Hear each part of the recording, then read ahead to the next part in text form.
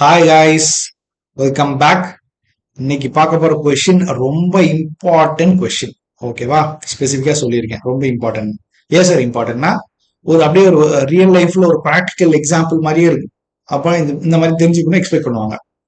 என்ன சொல்றாங்கன்னா, solution of NiNO3 twice is electrolyzed between platinum electrodes using current of, அதாவது solution of NiNO3 கரண்ட்டை pass பண்றாங்க. எவ்வளோ? 5 ஆம்பியர் கரண்ட் பாஸ் பண்றாங்க. எவ்வளவு நேரத்துக்கு?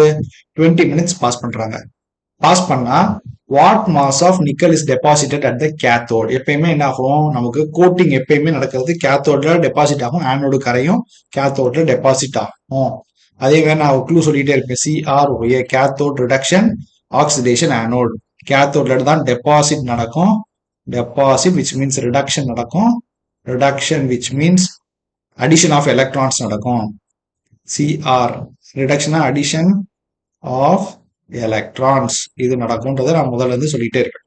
ஓகே, இப்போ what mass of nickel is டெபாசிட்னு கேட்குறேன். இதை NiNO3 ட்வைஸ், இது எப்படி ஆல்ரெடி நான் அதையே சொல்லியிருக்கேன்.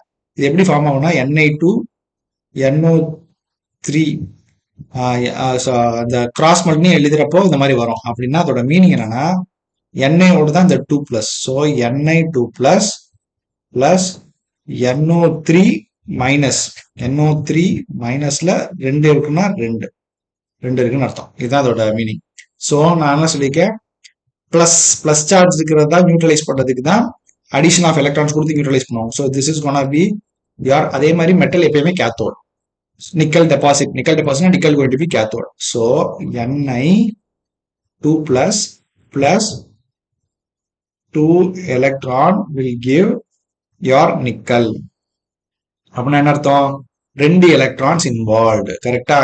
Q is equal to NF சொன்னாமா, number of electrons to 96,500 coulomb. ரெண்டே மல்டிப்ளை பண்ணா போன சம்ல பண்ணிருப்போம். 19,3,000 இவ்வளவு கூலும் இருந்தா 1 mole ஆஃப் நிக்கல் டெபாசிட் பண்ணலாம். 1 மோலுங்கிறது அதோட மாஸ் கொடுத்துருப்பாங்க, அதோட அட்டாமிக் மாஸ் ஆஃப் நிக்கல் வந்து 58.7 கிராம்ஸ் டெபாசிட் பண்ண முடியும். எவ்வளவு கூலும் பாஸ் பண்ணினா இவ்வளவு டெபாசிட் பண்ண முடியும். இங்க எவ்வளவு coulomb? Q is equal to IT இன்னொரு ஃபார்முலா இருக்கு, I into T. கரண்ட் எவ்வளவு? 5 ஆம்பியர் கரண்ட். டைம் எவ்வளவு? 20 மினிட்ஸ்ல இருக்கு, செகண்ட்ஸ்ல போடணும். 20 minutes into 60 seconds into multiply பண்ணீங்கன்னா you will be getting totally 600 coulomb வரும்.